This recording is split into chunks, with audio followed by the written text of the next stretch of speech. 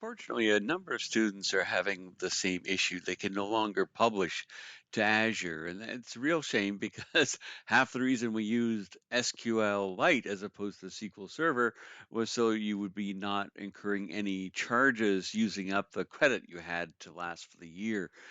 So we could do some things that did cost money later on. But anyway, it's maybe not too late for some of us.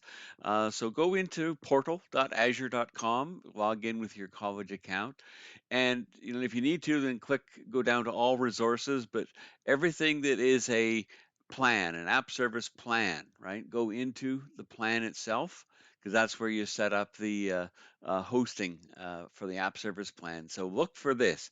It should say F1 free, right? If it doesn't, then you're being charged money.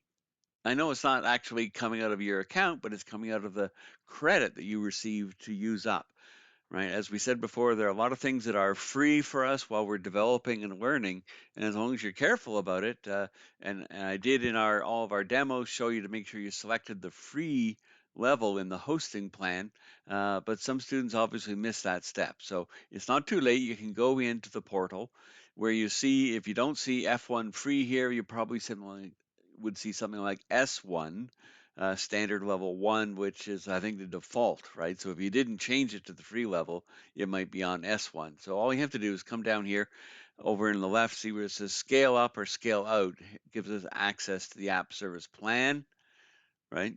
And then we can decide. So what you might find then is you're on shared infrastructure, right? Uh,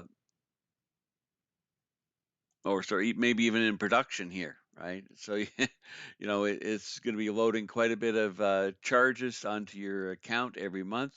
So make sure you go onto the dev test area and the F1, right?